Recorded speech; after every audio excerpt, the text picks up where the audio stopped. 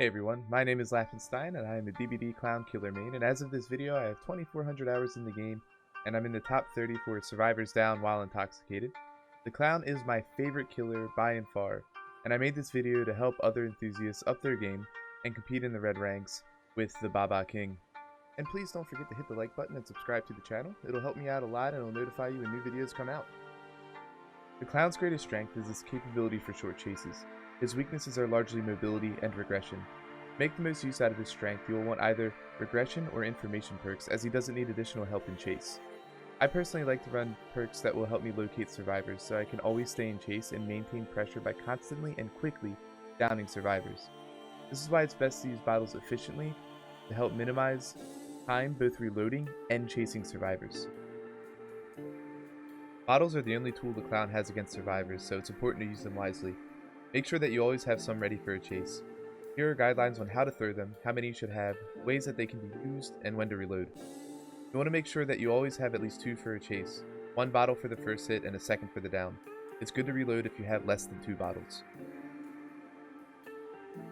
The bottle reload time. The bottle reload time after the Clown rework is going to be a base of 3 seconds, and you want to reload your bottles after you down a survivor but before you hook them.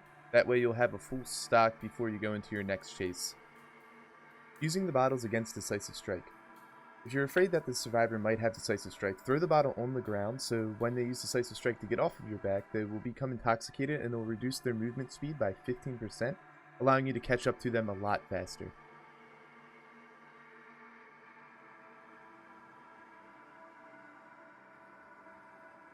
The area of effect. If you throw a bottle at the ground, it will cover a very small area. The higher you throw the bottle, the more area it will cover.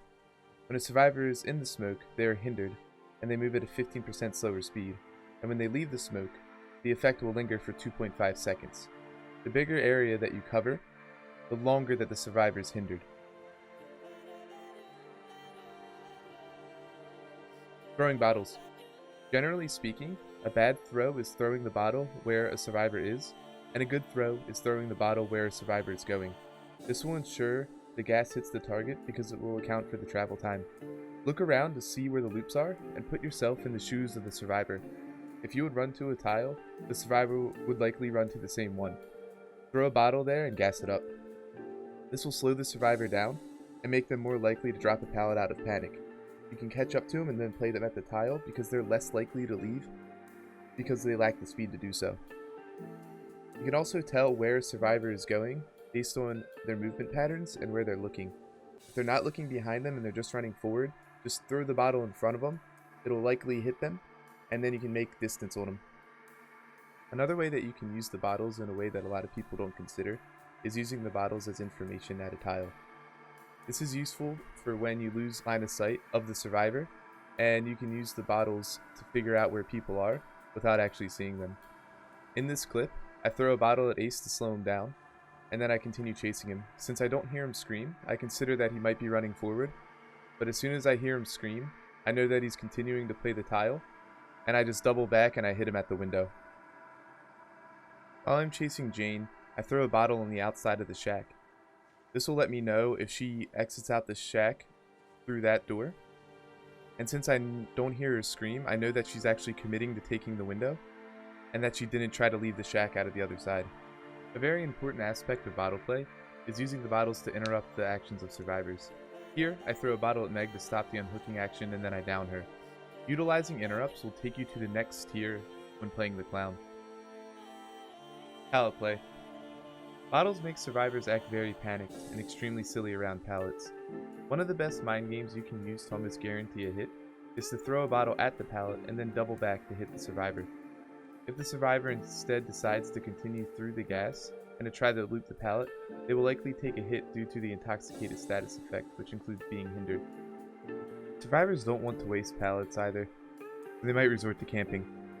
If they do, swing through the pallet to get a hit, and make them use their resources. The bottle gas distorts the vision of the survivor, so you can use this as cover when you're sneaking in for a hit. This is especially useful if you're at a pallet and the line of sight is blocked. With practice and planning, you'll almost always be able to guarantee at least 1 hit at a pallet whenever you're playing the Clown. Survivors are also cautious of the gas and will try to avoid going into it. You can zone out certain areas and tiles by throwing bottles ahead of you while in chase. You'll make the survivors avoid going there and worsen their pathing in the meantime, making them easier to hit. This applies pressure on survivors because they have to make a decision mid-chase while also trying to avoid you.